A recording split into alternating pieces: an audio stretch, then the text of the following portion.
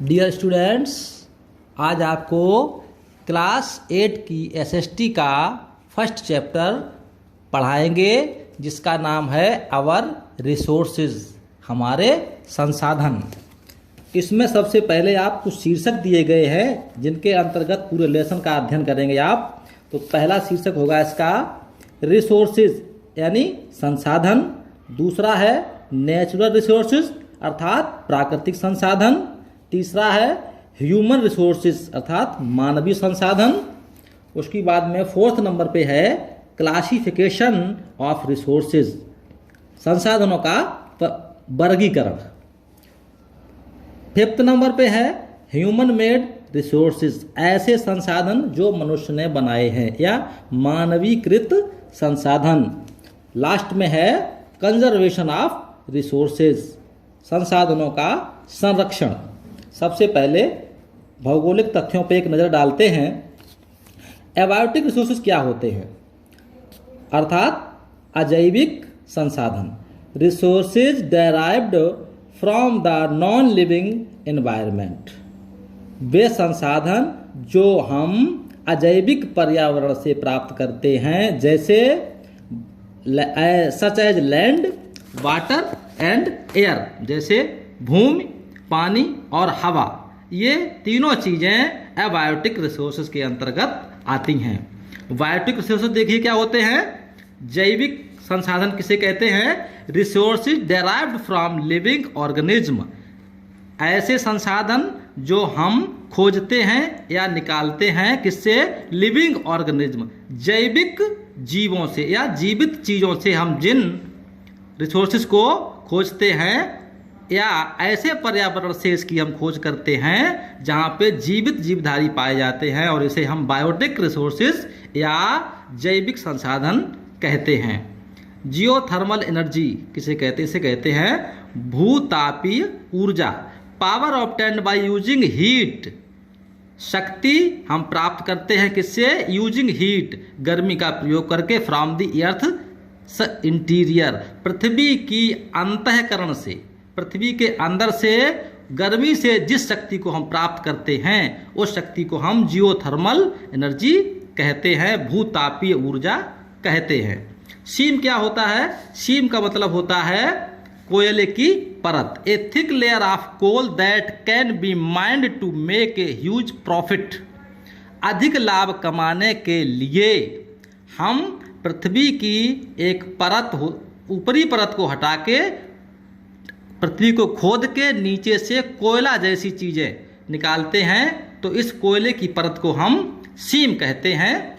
Geologic time, भूगर्भिक समय, ये क्या होता है? The time of physical formation and development of the earth, पृथ्वी के निर्माण में और विकास में जो समय लगा उस समय को हम भूगर्भिक समय कह सकते हैं। इसे हम भूगर्भिक दूरी भी कह सकते हैं, the time of physical formation and development of earth. उसके बाद में कंजर्वेशन देखते हैं क्या होता है। इसका मतलब होता है संरक्षण, किसी चीज़ का रख रखाव करना।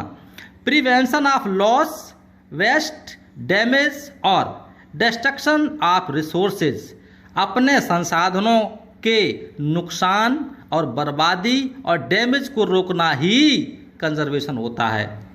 थ्रो, माध्यम से, देयर केयर, अपनी सावधानी से, एंड प्रॉपर मैनेजमेंट, अपनी सावधानी से, उचित प्रबंधन से हम अपने रिसोर्सेज यानी संसाधनों को खत्म होने से, नुकसान होने से रोकते हैं। इस प्रक्रिया को हम कंजर्वेशन या संरक्षण कहते हैं। स्ट्रिप मिनिंग, इसे कहते हैं पट्टी खनन, a process in which rock and soil covers are removed to expose and mine the mineral deposits near the surface of earth. इस प्रक्रिया में हम पृथ्वी के ऊपर जो चट्टानी इलाका या धूल मिट्टी पाई जाती है उसको हटा के हम जो खोदते हैं और खोदने पे जो खनिज लवण हमें या खनिज तत्व प्राप्त होते हैं, इस प्रक्रिया को हम स्ट्रिप मिनिंग या पट्टी खनन कह सकते हैं। इसको एक बार फिर डिफाइन करते हैं। वह प्रक्रिया जिसमें हम पृथ्वी के ऊपरी भाग और चट्टानी भाग को हटा के पृथ्वी के अंदर खोद के हम खनिज लवणों को, खनिज तत्वों को पृथ्वी के अंदर से निकालते हैं और इस प्रक्रिया को हम स्ट्रिप मिनिंग कहते हैं। In the process of evolution and development, humans have discovered a great variety of resources in nature and created many others with the help of different technologies.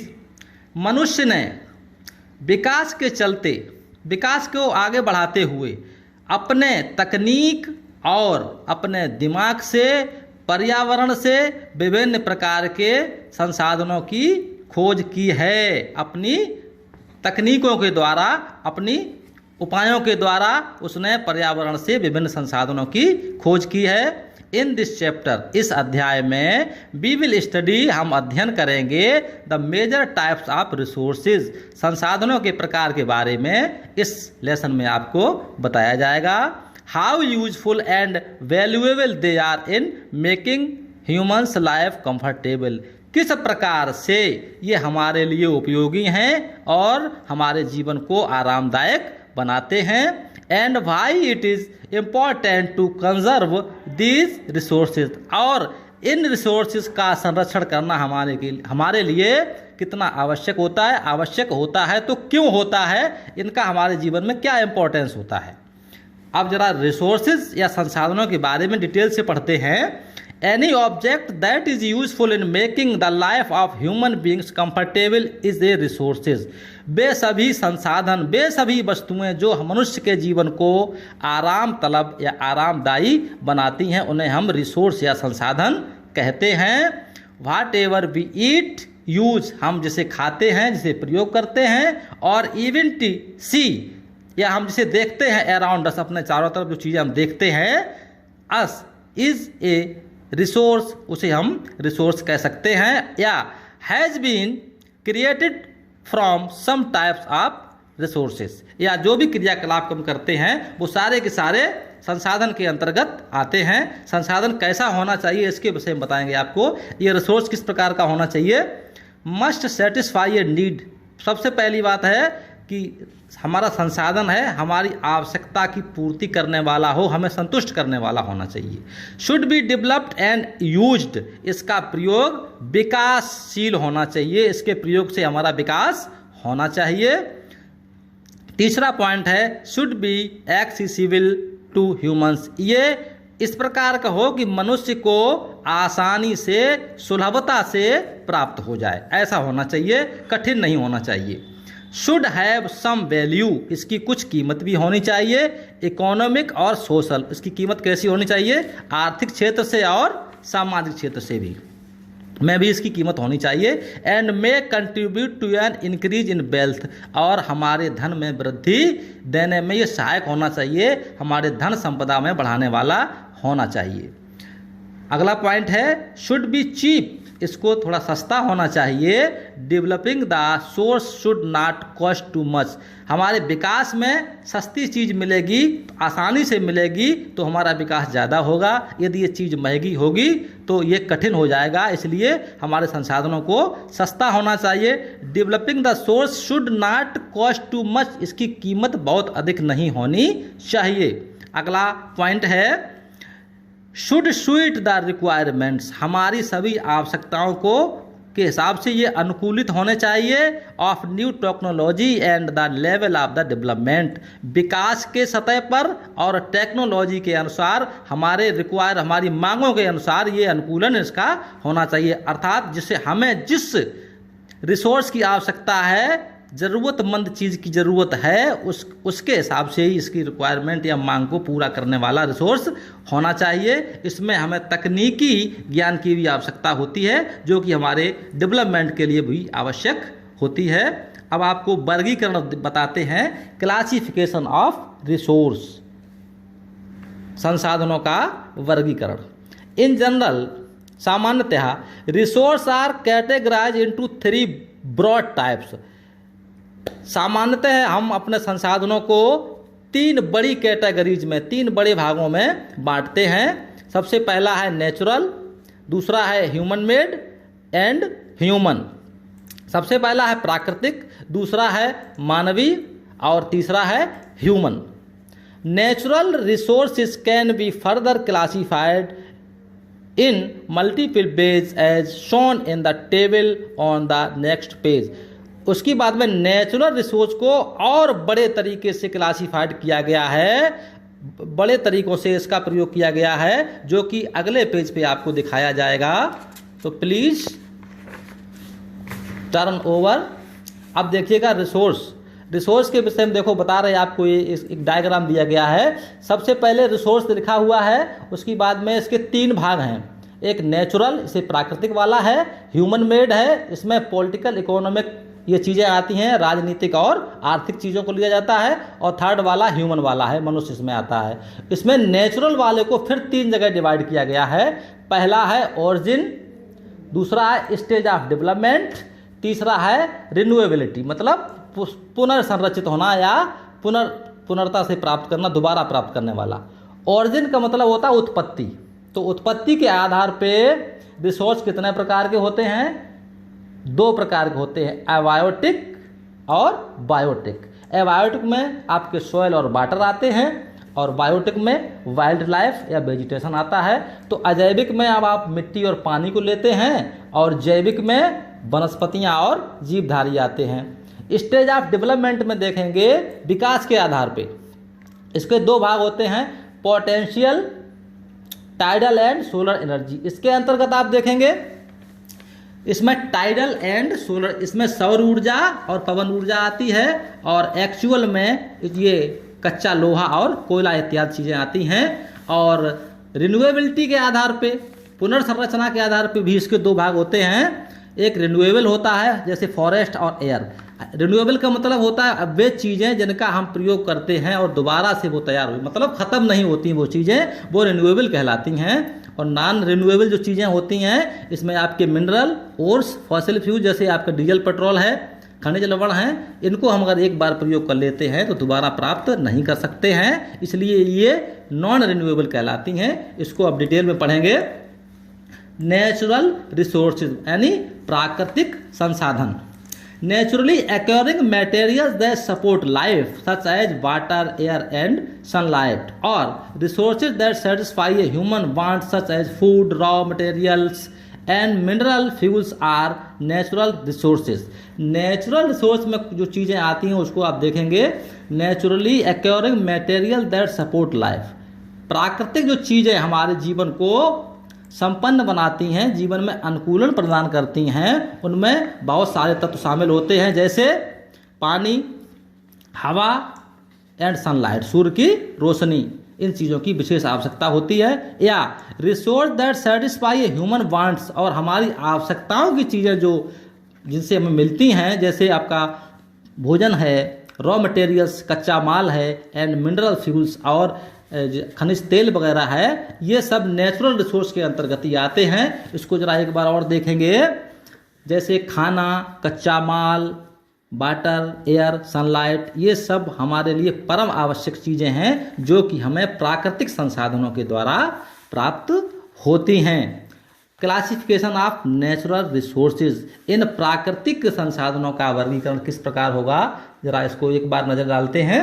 Natural resources can be further classified on the basis of their origin, उत्पत्ति के आधार पर प्राकृतिक संसाधनों को हम दोबारा से क्लासिफाइड करते हैं, उत्पत्ति के आधार पर, विकास के आधार पर और पुनर्संरचना के आधार पर या रिन्यूएबिलिटी के आधार पर। इसके तीन यहाँ पे भाग हो रहे हैं, ओरिजिन, स्टेज ऑफ डेवलपमेंट और renewability. These criteria along with the classification of natural resources based on each of these are discussed below। इसके परिक्षेत्र को हम भली प्रकार से नीचे की लाइन में डिस्कस करेंगे, इस पर विचार करेंगे, बातचीत करेंगे। तो सबसे पहले उत्पत्ति के आधार पर इसकी हम चर्चा करते हैं। ओरिजिन, उत्पत्ति के आधार पर इसको कैसे हम क्लासिफाइड करते हैं, बेस्ड ऑन देयर ओरिजिन, अपनी उत्पत्ति के आधार पर, या where they are derived from, जहाँ से ये प्राप्त किए जाते हैं।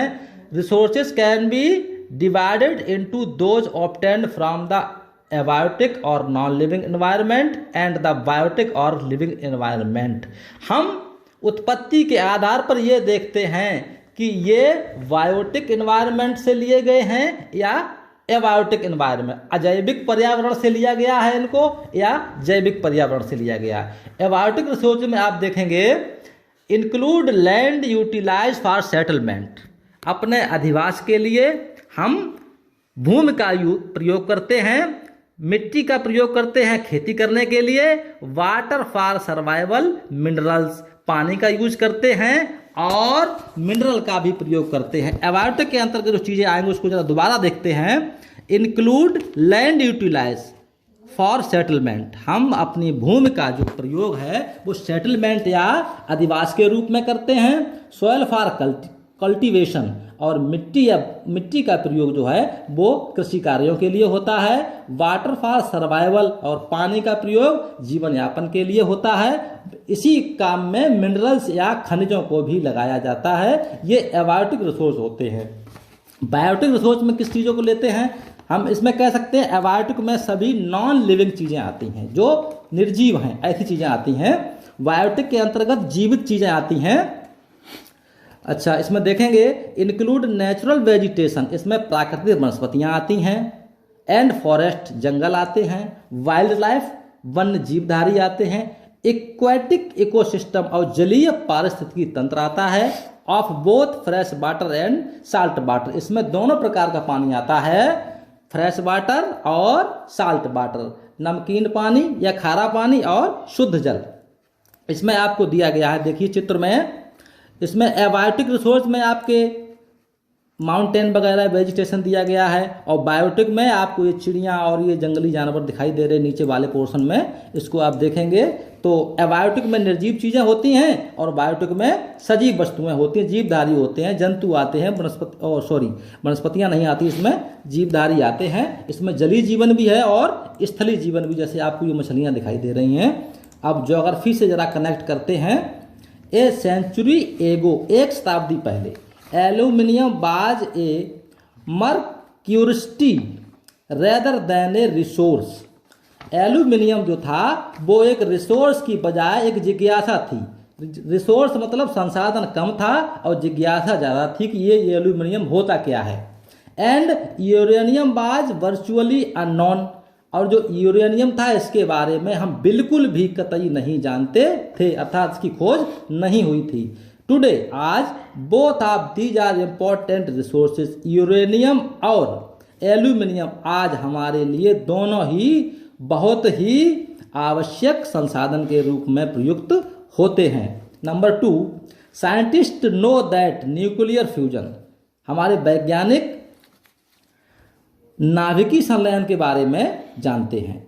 Where in the nucleus of hydrogen atoms are combined is a potentially limitless source of energy, हम जानते हैं, हमारे वैज्ञानिकों ने हमें सिद्धांत दिया है कि हाइड्रोजन के कई परमाणु मिलके एक परमाणु संलयन की प्रक्रिया या ऐसे कह सकते हैं न्यूक्लियर फ्यूजन, परमाणु संलयन की क्रिया को दो परमाणु या कई परमाणु मिलकर पूरा करते हैं, और potential limited source of energy, और अनलिमिटेड ऊर्जा की उत्पत्ति करते हैं। But it is not at clear to people no use it safely, लेकिन आज भी मनुष्य ने या लोगों ने इसका सेफली प्रयोग करना नहीं सीख पाया है, अर्थात इसका प्रयोग गलत तरीकों से लोग करते हैं। स्टेज ऑफ डेवलपमेंट, अब देखिएगा, पहले आप ओरिजिन के आधार पे आपने वर्गीकरण किया था, इसमें आप विकास के स्तर पर देखिए डेवलपमेंट किस प्रकार किया गया है।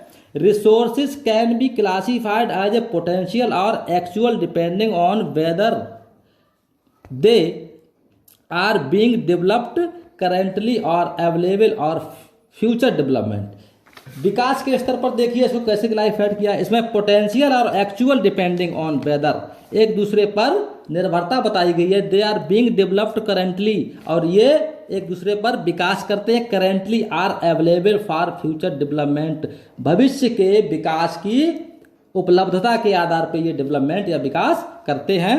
पोटेंशियल रिसोर्स देखिए किस प्रकार के होते हैं। पोटेंशियल रिसोर्स में आप देखेंगे these resource are known to exist and have been located but are not being utilized and developed presently। संभाव्य रिसोर्स कह सकते हैं इसको, संभाव्य संसाधन। इन संसाधनों को हम पूरी तरीके से जानते तो हैं, हमें दिखाई तो देते हैं, बट नॉट बीइंग यूटिलाइज्ड, लेकिन इसका हम प्रयोग नहीं कर सकते हैं। एंड डेवलप्ड प्रेजेंटली, आज के समय में, प्रेजेंट टाइम में हम इनसे विकास नहीं कर सकते क्योंकि इनकी हमें पूरी जानकारी नहीं है। They may be developed and utilised in future, हाँ लेकिन इतना जरूर है, संभावना है कि आने वाले समय में इनका सही से प्रयोग हो सकेगा। टाइडल, इसमें बता रहे हैं आपको, tidal solar and geothermal energy resources. इसमें आपके टाइडल एनर्जी है, सोलर एनर्जी है और जियोथर्मल एनर्जी है, इनका प्रयोग भविष्य में देखने को मिलेगा। In most parts of the world, विश्व के अन्य देशों में भी मिलेगा। Are potential resources waiting to be tapped, इसको पूरा करने के लिए पूरे विश्व में आपको ये संसाधन, इसे संभावित संसाधन कहते हैं। तो संभावना है कि इन टाइडल और सोलर एनर्जी के जो सिस्टम है, जियोथर्मल एनर्जी की जो रिसोर्सेज हैं, इनका प्रयोग आने वाले भविष्य में पूरा विश्व करेगा। एक्चुअल रिसोर्सेज, वास्तविक रिसोर्स क्या होते हैं? These resources have been properly surveyed and assessed and are being currently used by humans. ये जो संसाधन है, वास्तविक संसाधन है, इनका प्रयोग मनुष्य पहले से ही कर रहा है, बहुत पहले से कर रहा है। एग्जाम्पल के तौर पे बताएंगे, would be the tons of iron ore and coal that are being extract from the Chota Nagpur. जैसे कि बताया गया है, छोटा नागपुर के पठार से हम बहुत पहले से ही कच्चा लोहा पृथ्वी को खोद के निकाल रहे हैं, बड़ी कठिनाइयों के साथ इसको हम खोद के निकाल रहे हैं, जिसको कि छोटा नागपुर के पठार से निकाला जाता है। And use in iron and steel plants, और इसका प्रयोग हम स्टील और आयरन के प्लांट्स में, बड़ी बड़ी फैक्ट्रियों में इसका प्रयोग कर सकते हैं या करते हैं। The actual use of resources depends on their accessibility. Actual use, इसका जो वास्तविक प्रयोग है इन संसाधनों का, वो किस पर निर्भर करता है? सक्षमता पर, कॉस्ट, इसकी कीमत पर, ऑफ डेवलपमेंट, विकास की, and utilisation technology available market, और इसके प्रयोग करने के लिए हमारे बाजार में तकनीकें उपलब्ध हैं, कंडीशंस, दशाएं उपलब्ध हैं, एंड सोशियो इकोनॉमिक फैक्टर्स, और सामाजिक और आर्थिक कारक भी हमारे बाजार में उपलब्ध पाए जाते हैं। रिन्यूएबिलिटी या पुनर्संरचना, या इसको दोबारा पैदा करने वाली चीज़ें, इसको रिन्यूएबिलिटी कहते हैं, पुनर्संरचित होना। Some resources are renewable by natural और ह्यूमन असिस्टेड प्रोसेस, मानवीय क्रियाओं से ये रिसोर्सेज जो है पुनः असिस्ट हो रहे हैं। अदर्स आर नॉन रिन्यूएबल, कुछ ऐसे हैं जो स्वयं तैयार हो जाते हैं, कुछ ऐसे हैं जो कभी तैयार नहीं होते, अर्थात कुछ चीज़ें ऐसी हैं जो प्रयोग करने के बाद भी दोबारा से तैयार हो जाती हैं, कुछ चीज़ें ऐसी होती हैं जो प्रयोग करने के बाद दोबारा तैयार नहीं होती हैं, इन्हें ही हम नॉन रिन्यूएबल कहते हैं। तो रिन्यूएबल रिसोर्स कौन कौन से होते हैं? इसमें आपका जो सोलर पावर है, सौरमंडल में जो सूर्य पाया जाता है, इससे हमें बहुत सारी एनर्जी मिलती है, जिसको हम सोलर एनर्जी कहते हैं। विंड एंड टाइडल एनर्जी, पवन ऊर्जा, तरंग ऊर्जा, crops, forest, fishers, wild life, air and water are examples of renewable resources. ये जो उदाहरण बताए जा रहे हैं, हमारे जंगल हैं, हमने पेड़ काट दिया, फिर कुछ समय बाद पेड़ फिर तैयार हो जाता है। फिशर्स, मछली पकड़ ली एक बार, दोबारा फिर तैयार हो जाती है। वाइल्ड लाइफ, वन के जो जीवधारी हैं, उनका भी हम कभी कभी पकड़ के शिकार कर लेते हैं। हवा कभी खत्म होने वाली नहीं है। एंड वाटर, पानी भी हम प्रयोग करने के बाद पानी हो जाता है और खत्म नहीं हो सकता है पूरा। Are the examples of renewable resources, जो कि उदाहरण हैं पुनर्रचित होने वाले संसाधनों के रूप में। अतः हम कह सकते हैं जो चीज़ें दोबारा से तैयार हो जाती हैं, उन्हें हम रिन्यूएबल रिसोर्स या पुनर्संरचित संसाधन कहते हैं। आगे बढ़ते हैं। दे कैन बी रिन्यूड और replenished in A short period of time, ये बहुत जल्दी रिप्लेनिश्ड हो जाते हैं, पूरी तरह से भर जाते हैं बहुत कम समय में। They are also more easily available and more widely distributed than non renewable resources, ये नॉन रिन्यूएबल रिसोर्स की अपेक्षा आसानी से प्राप्त हो जाते हैं आसानी से इनकी क्षतिपूर्ति हो जाती है और आसानी से ये पाए जाते हैं, इसको प्राप्त करने में कठिनता नहीं होती है। Most renewable resources generate themselves either through a cycle flow process that is often a continuous, इसमें कंटिन्यूअस एबायोटिक रिसोर्सेज और रिप्रोडक्टिव प्रोसेस बायोटिक रिसोर्सेज। देखिए इसमें बताया जा रहा है मोस्ट रिन्यूएबल रिसोर्सेज, बहुत सारे रिन्यूएबल रिसोर्सेज दोबारा से रीजनरेट हो जाते हैं, दोबारा से पैदा हो सकते हैं। आइदर दो ये साइकिल फ्लो प्रोसेस, इसकी एक प्रक्रिया होती है, इसका एक चक्र होता है, that is often a continuous, जो लगातार चलती रहती है। इसमें एबायोटिक रिसोर्स भी तैयार होते रहते हैं और रिप्रोडक्शन के द्वारा, पुनर्उत्पादन के द्वारा एक प्रक्रिया चलती है जिसमें बायोटिक रिसोर्सेज जो है वो दोबारा पैदा हो सकते हैं, इसमें समय लगता है। Some renewable resources become non renewable if they are destroyed by bad management and imperial the particles. इसमें कुछ ऐसे संसाधन हैं जो become non renewable, some renewable resources become non renewable if they are destroyed by, अच्छा हाँ ये बता रहे हैं इसमें कुछ रिन्यूएबल रिसोर्स भी ऐसे रिसोर्स होते हैं जो गलत प्रबंधन से, गलत तरीके के प्रयोग से उनका भी खात्मा हो सकता है। रिन्यूएबल होने पर भी वो खत्म हो सकते हैं यदि उनका गलत प्रयोग किया जाए। इन द यूएसए में एक घटना हुई है, उदाहरण के लिए बता रहे हैं। In the USA for example some farm lands have lost their top soil, किसानों की जो ज़मीन थी उसकी ऊपर वाली जो ज़मीन का जो परत होती है फर्टाइल वाली, वो खत्म हो गई।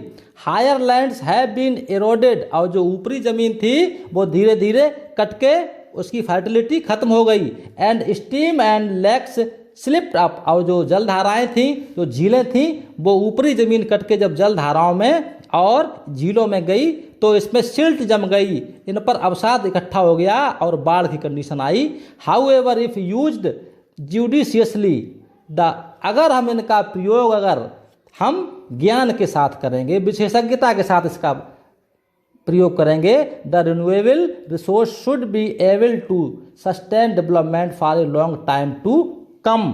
अगर हम इसका प्रयोग अपने ज्ञान से करेंगे तो ये आने वाले भविष्य में भी विकास के लिए कारगर सिद्ध होते रहेंगे, नहीं तो हमारा जनजीवन प्रभावित करेंगे। नॉन रिन्यूएबल रिसोर्सेज, इसमें देखिए दोबारा तैयार ना होने वाले संसाधन कैसे होते हैं। These are either non replaceable और may like take millions of years to be renewed. इसमें रिन्यूएबल में तो रिन्यू हो जाते हैं, ये दोबारा से तैयार हो जाते हैं, लेकिन नॉन रिन्यूएबल में ये तैयार नहीं होते या तैयार होने में इन्हें बहुत समय लगता है। दीज आर आइदर नॉन, या तो ये रिप्लेसमेंट नहीं कर पाते हैं या ये इनमें बनने में, दोबारा तैयार होने में हजारों वर्ष लग जाते हैं। जैसे मिनरल ओर्स, जैसे आपके लवण हैं या उसके अयस्क हैं या डीजल है, आर एग्जाम्पल्स ऑफ दीज। मतलब ये है कि अगर डीजल ख़त्म हो जाए, हमारे खनिज लवण ख़त्म हो जाएं, तो इनको दोबारा बनने में सैकड़ों हजारों साल लग जाते हैं, जबकि रिन्यूएबल में थोड़े समय में ये पूरे हो जाते हैं। इट टेक्स फॉर एग्जाम्पल, इसके उदाहरण के लिए बता रहे हैं, a few years to use up an entire coal seam but to produce one such seam में require a whole period of geologic time of millions of years. हम कोयले का इस्तेमाल तो बहुत जल्दी कर सकते हैं, लेकिन अगर ख़त्म हो जाए तो दोबारा इसको तैयार होने में मिलियंस ऑफ ईयर्स, बहुत सैकड़ों सालें लग जाती हैं। अतः इसका प्रयोग हमें बहुत सावधानी से करना चाहिए। Non renewable resources are also unevenly distributed and can be exploited only if they exist in the sufficiently large deposits. Non-renewable resources are also unevenly distributed. ये बटे हुए हैं असमानताओं से, मतलब हर जगह पर हर चीज़ नहीं पाई जाती है। And can be exploited by if they, अगर इसका शोषण गलत तरीके से किया गया तो सफिशिएंटली लार्ज डिपो, इसके जो विशाल भंडार वो खत्म हो सकते हैं। इस प्रकार 10 the non renewable resources need to be managed, इसको हमें मैनेज करके चलना चाहिए। Well so that we do not experience in scarcity of such resource in the future. यदि हम अभी से संभल के चलेंगे तो आने वाले समय में इसकी कमी हमें महसूस नहीं होने पाएगी और आने वाली पीढ़ी को भी ये रिसोर्स आसान